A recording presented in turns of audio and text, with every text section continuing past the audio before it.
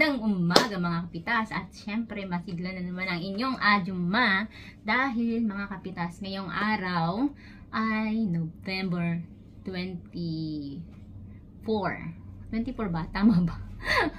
So ayan, kayo na bahalang tumingin ng petsa kung tama yung sinabi ni Ajuma ninyo. So ngayong araw ay may malakihan po kaming kimjang na gaganapin. Ang pagkikimjang, di ba, lagi naman yan ginaganap or napapanood yun sa mga K-drama, di ba? Na gumagawa sila ng kimchi or sama-sama silang lahat, yung mga relatives, ganyan, magkakasama, magkikita-kita, and syempre yun yung tinatawag na magagawa ka ng kimjang. Well, ayan, pangmalakihang ano na ginagawa dito sa South Korea. Di ba, may hilig sa mga K-drama dyan, alam niyo na. Diba? Laging ginaganap dito yan sa South Korea.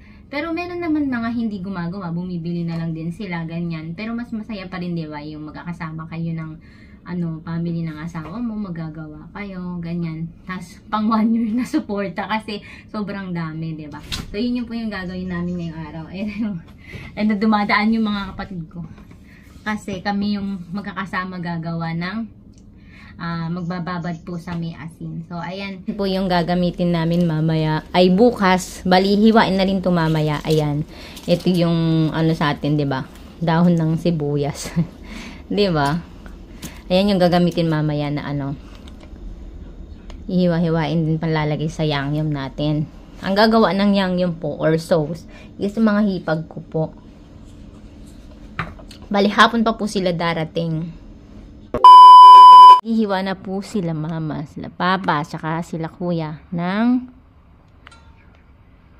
pechu. Yan po yung pechay kasi dito ngayon, ngayong November, malakihang mga paggawa ng ayan, ng mga kimjang, mga kimchi hanggang 1 year na 1 year na suporta sa kimchi. Ayan, malakihang paggawa ng kimchi. So, ayan po yung ginagawa namin ngayong araw. So, ito na nga mga kapitas. Mga kapitas natin. Na-miss namin kayo ngayon dahil ang tagal ko pong hindi nag-vlog. So, ang gaganda ng mga bechu na na harvest. Oh, napakaganda. Tapos, siksik po yung laman niya. Oh, di ba? Kaya maganda siyang panggawa ng kimchi. Ito si Ate Roslyn. Yan, oh. Nagkakape. Kasi paparating din yung mga hipag ko po ngayong araw. Ayan. Kaya kami magkikimjang ngayong araw. Ayan si Jay. Nagkakape muna kami. Sabi kasi magkape daw muna kami. Sabi ng asawa ko. Yung asawa ko po nasa loob. Nagkakape din. Ito na yung mga nagawa ko. Mga kapitas. So, ayan na yung mga nailagay ko dito. So, ayan. Naglalagay din ako ng mga asin. Para lumambot yung niya kasi pag hindi, medyo matigas yung ganito niya. Pero mas masarap kasi yung yung lumambot yung nababad masyado sa asin. Ayan. So, ganyan yung ginagawa ko ngayon. Ako po yung gumagawa niyan. Ayan. Eto. Inano ko muna sa may na asin. Ayan. Nugasan ko muna po. Kakapi lang ako saglit pero iyaano ko na rin ito kaagad kasi baka pag sobrang tagal na nakababad. Ayun, kapatid ko mga kapitas kasi magkakasama po kaming magbababad ng tapos maghihiwa. Pero siya, naglilinis siya ng bahay. Total, parating kasi yung mga hipag ko din kaya siya yung maglilinis. Kausap niya yung kanyang ate, and si asawa niya. So, ayan yung sibuyas mamaya na panlalagay natin mga kapitas.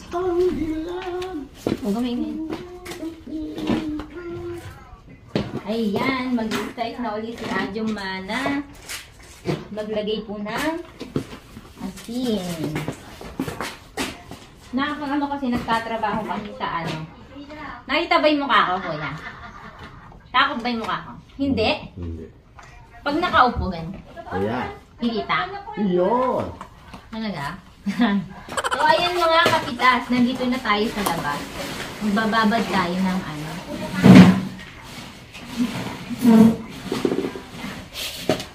Lalagyan din natin ng asin yung loob.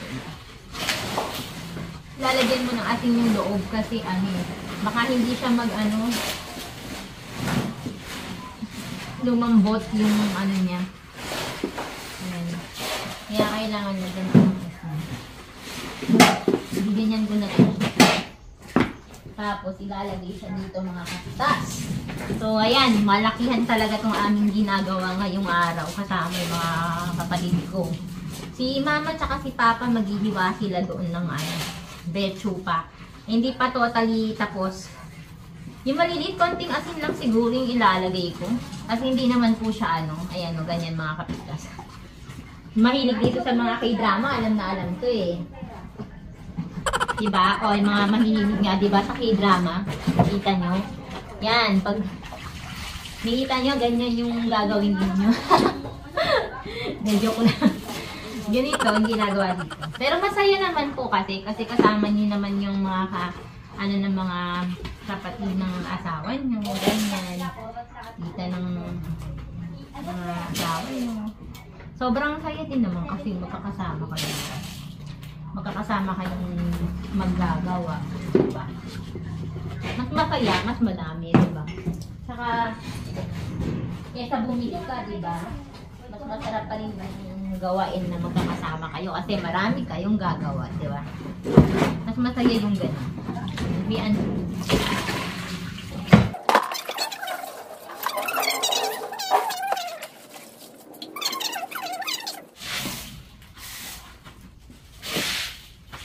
Diba? O, tapos ganyan. Yan yung kuya ko, nagwawalisan yung yung nagawa nila yung naputo na nila dyan. Kasi, lilipat na sila doon sa kabila kasi sobrang lamig po dito ngayon sa labas. Kaya doon po sila sa may pinhouse maghihiwa ng pechay. Yan, dyan po sa loob ng aming ng pitch. Dyan po sila maghihiwa. Maganda yung walis tingting dito. Ang walis tingting kasi dito, sabi ni kuya, ang ganda daw ng walis. Kasi ang walis tingting dito ganyan. Ayan. Alam niyo po ba kung sino may gawa niyan? Biyanan ko may gawa niyan. Yan, mahilig yan maggawa ng ganyan. Kesa naman bumili ka, at least mga kawa-kawayan lang yan. Pwede na yan pang walis. So, itatapon yan ng kuya ko doon. Ayan. Yup, betchu! Mga betchu, betcha.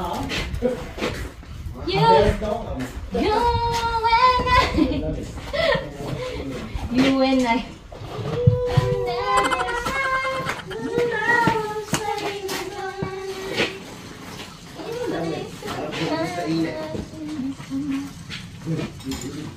Alam mo ba?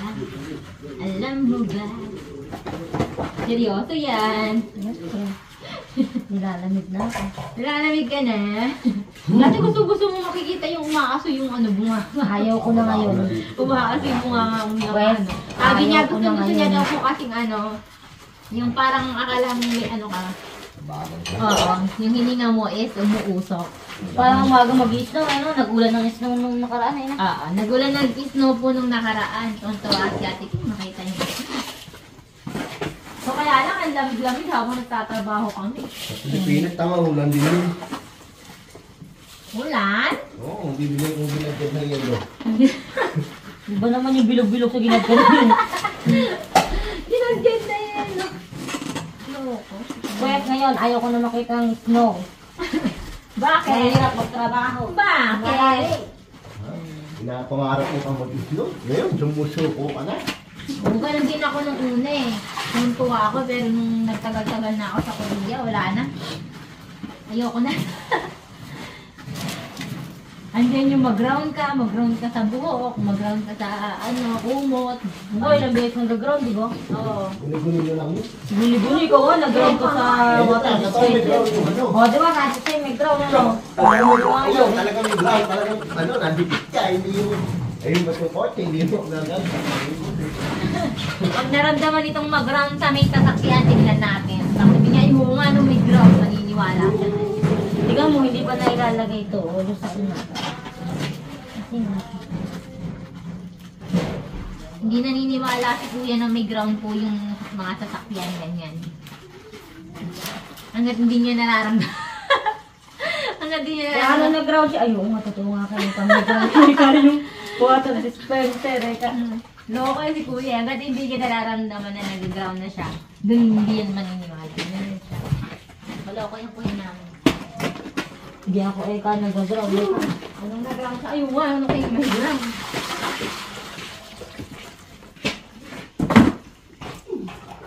Ganun siya kalupet, diba? Kailangan muna niyang maramdaman na nag-ground na siya. Bago siya manilala.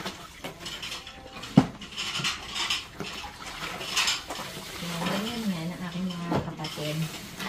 Ramdam-ramdam muna. Hindi na naramdaman. Nga ako, hinihintay ko. Malungkot pa ako lang kasi baka hindi ko makita yung snow. Nung nakita mo ito, ano nangyari? Sabi, ayaw ko na. Diba? Hindi ko makatrabaho. Maninigas ka sa gitna ng bukay. Gusto. Ano yun? Tag doon? Mano-mano pa yun, okay? Grabe lang yung trabaho tayo. Pero at least na-experience mo yun. Kahit di man siya yung totally yung snow na snow, pero na-experience mo yung makita na yun lang yun. Ano yan? Backlist check. Okay? Hindi nga nag-video eh. Sayang. Wala, nagtrabaho po kami nun. Araw ng trabaho. Bawal mag-video. Baka makit out. Makit out ka agad. Mag-alala. Hiling ang sala. Akala ko hindi kita iniibig.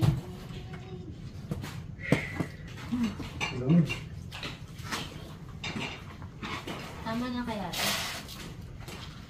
Ay, madami na. Kasi okay. Gano'n pa may karami tanak? Uy! Ay, sorry. Papasukan na kasi na tayo.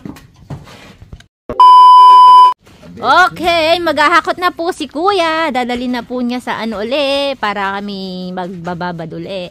Ayan na lang pala yung natitira. Kaunti na lang. Dito sila naghiwa po. Ayan, ang ating last. Ito siguro baka hindi na hinihiniwa.